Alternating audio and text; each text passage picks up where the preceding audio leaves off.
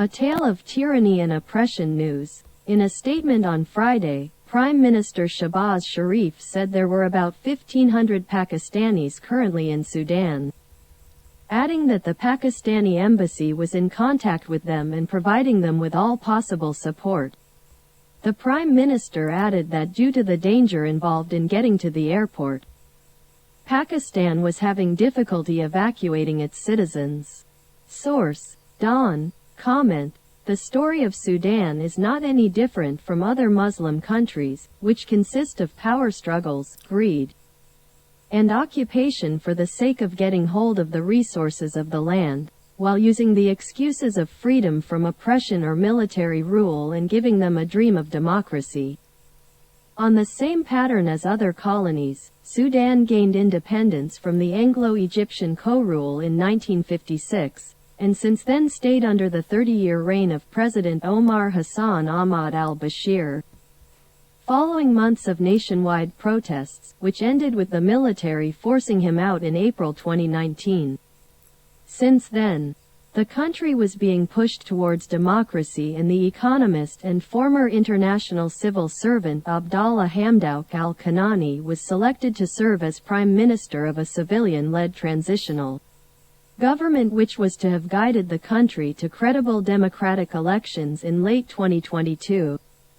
In October 2021, the Sudanese military organized a takeover that ousted Prime Minister Hamdok and his government and replaced civilian members of the Sovereign Council, Sudan's collective head of state, with individuals selected by the military. Hamdok was briefly reinstated in November 2021 but resigned in January 2022.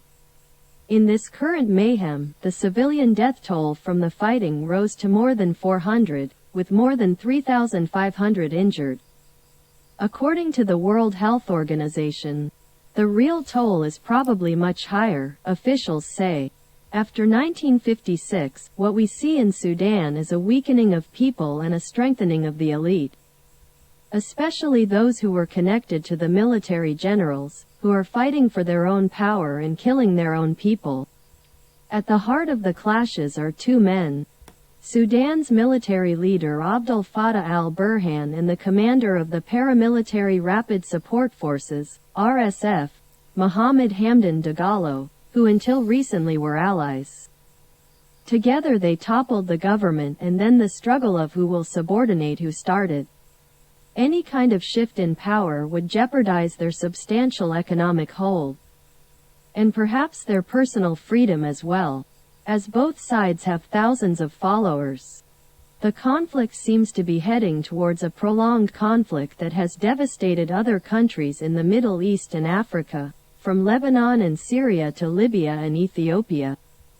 Ka'b bin Malik, may Allah be pleased with him, reported, Messenger of Allah, said, "Two hungry wolves sent in the midst of a flock of sheep are no more destructive to them than a man's greed for wealth and fame is to his deen." At Tirmidhi, who classified it as Hadith Hasan Sahih. Riyadh as Salihin 484. The solution for this and all other problems faced by the Ummah and the rest of the world lies in the establishment of a single Khilafah state.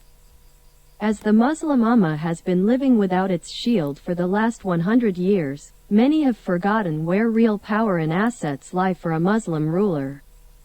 It is taking care of the affairs of the Muslim Ummah that gives a commander power even though he himself misses a meal. It's the craving to be a martyr that makes you a general, not donning a uniform with badges while hiding behind civilians' dead bodies. This taking care of the Ummah is not defined by the lines drawn by the colonialists but by following the Ahkam of Allah, SWT. We have the example of Hazrat Umar, Ra. When the envoy of the Byzantine emperor came to Medina, he expected that the caliph would be living in a heavily guarded palace. The envoy found no palace and no guard. He found the caliph sitting in the mosque in the company of ordinary people. With this simple life, Umar inspired awe and terror among his people and his foes alike. The awe and fear that Umar commanded were because of his high moral character. People feared him because he feared Allah. Umar was an embodiment of the virtues of Islam.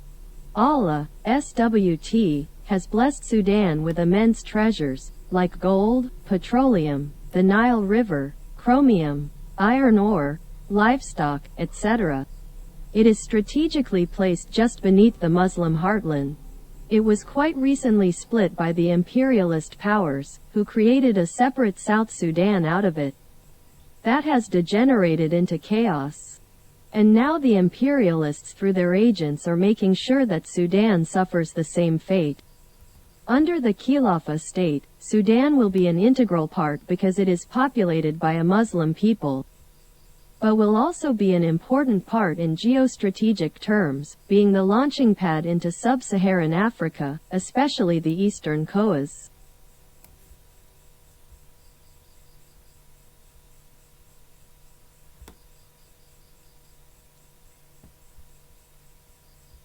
TLNs that abut it.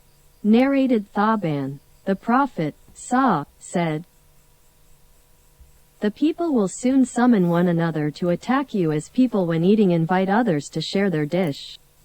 Someone asked, "Will that be because of our small numbers at that time?"